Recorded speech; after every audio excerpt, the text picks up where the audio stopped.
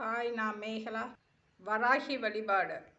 இந்த வராகி வழிபாடு 15 நாள் வழிபாடு செய்யணும்.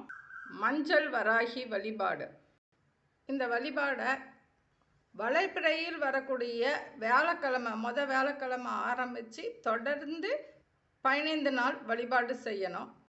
வேலை தேடுவாங்க, வேலையில் தடை இருக்கலாம், வேலை செஞ்சிட்டு இருக்கிறதுல பிரச்சனை இருந்தாலோ, நம்ம ஒருத்தவங்களுக்கு பணம் கொடுத்துருப்போம், அவங்க 5ஆம் தேதி தரேன்னு சொன்னவங்க கொடுக்காம டிலே பண்ணுவாங்க. அந்த மாதிரி தடை இருந்தாலோ, வீட்டில் நோய் நொடி யாருக்கும் இருந்தாலோ, வாஸ்து கோளாறு இருந்தாலோ, இந்த வளர்பிறை வியாழக்கிழமை அன்னைக்கு ஆரம்பித்து தொடர்ந்து 15 நாட்கள் வழிபாடு செய்யணும்.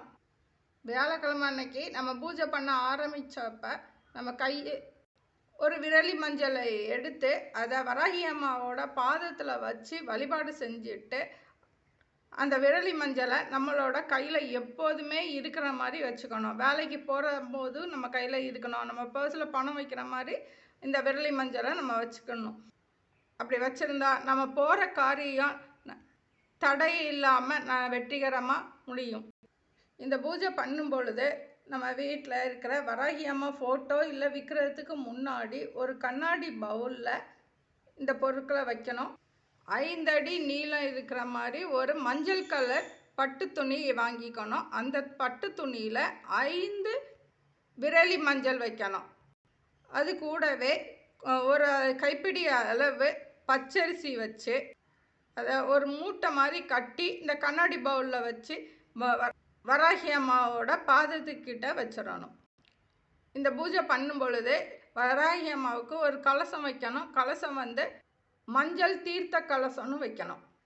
கலசம் வைக்கிறதுக்கு நம்ம ஒரு தாம்பூலத்தட்டில் பச்சரிசி பரப்பிட்டு அந்த பச்சரிசியில் கொஞ்சமாக மஞ்சள் பொடி தூவிக்கணும். அதுக்கு மேலே கலச செம்பு வச்சு அந்த கலச செம்பில் தண்ணி ஊற்றி மஞ்சள் பொடி போட்டு நல்லா கலக்கி, அதற்கு மேலே தேங்காய் வச்சு தேங்காய்க்கும் மஞ்சள் எல்லாம் தடவி குங்குமம் வச்சு பூ போட்டு ரெடி பண்ணி வைக்கணும் கலசம். மஞ்சள் தீர்த்த கலசத்தில் தண்ணி, மஞ்சள் பொடி, ஒரு பச்சை கற்பூரமும் சேர்த்து கலசம் தயார் பண்ணணும். ஒரு மஞ்சள் பொடி பாக்கெட் வாங்கி அந்த மஞ்சள் பொடியில் பன்னீரில் குழச்சி நல்லா உருண்டை மாதிரி பிடிச்சி பிள்ளையார் பிடிக்கிற மாதிரி பெரிய சைஸாக பிடித்து அதை வராகி அம்மாவை பாவித்து ஒரு பெரிய சைஸ் தாம்பூலத்தில் வச்சுக்கணும். அந்த மஞ்சள் 15 நாள் கரையாமல் இருக்கிற மாதிரி வைக்கணும். ஓரளவுக்கு அது கரையவும் செய்யும். அந்த மஞ்சள் வராகி அம்மாவுக்கு மஞ்சள் அந்த கலச தீர்த்தம் எடுத்து வச்சுருக்கோம்ல, அந்த கலசத்தில் இருந்து ஒரு டம்ளர் தண்ணி மட்டும் அந்த தீர்த்த தண்ணியை எடுத்து அந்த அந்த மஞ்சள் தீர்த்த தண்ணியை வச்சு அபிஷேகம் பண்ணணும். அபிஷேகம் பண்ணிவிட்டு பச்சரிசியும் மஞ்சளும் கலந்து அட்சதை தயார் பண்ணி அந்த அட்சதையை வச்சு வராகி அம்மாவோட மந்திரத்தை சொல்லி அர்ச்சனை பண்ணணும். இந்த வழிபாடு செய்யும் பொழுது வீட்டில் தீபம் ஏற்றுவோம். தீபம் ஒரு கண்ணாடி பவுலில் 3/4 எலுமிச்சம்பழம் சாறு பிழிந்து வச்சுட்டு அதுக்கு மேலே நல்லெண்ணெய் ஊற்றி திரி போட்டு தீபம் ஏற்றணும்.